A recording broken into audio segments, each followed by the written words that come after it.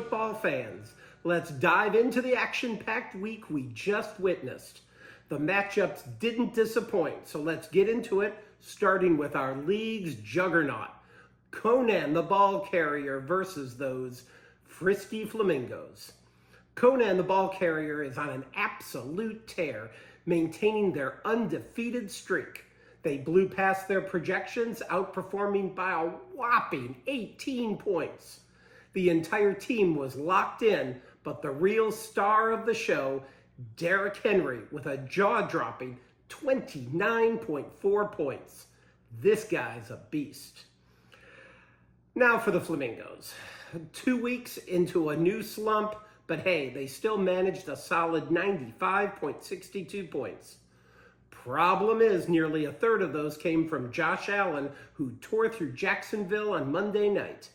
They're in a tough spot, those Flamingos, but let's see if they can bounce back next week. On to the next showdown. Felony Larceny made it look easy against Definitive Advantage. Felony jumps into second place in the league, and believe it or not, they didn't even participate in the draft. Yet here they are, crushing it. Definitive Advantage, on the other hand, struggled to meet expectations. They finished 19 points below projections, with Patrick Mahomes leading their scorers, but only posting just over 16 points. That's way under his usual numbers. Tough break. Now, let's talk about those Samobor Sabres. They just can't catch a break. They were projected to score 100 points, but ended with a season low of 63.18. Ouch.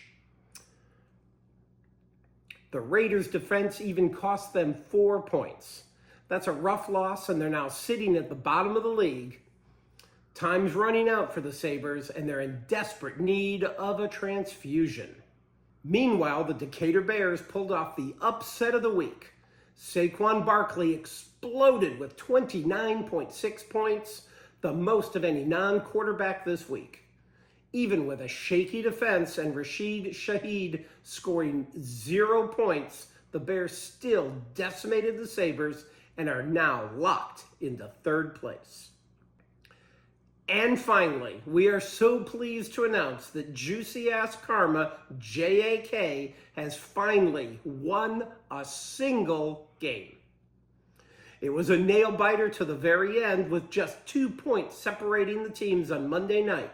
Karma pulled out a bittersweet win as neither team came close to their projections.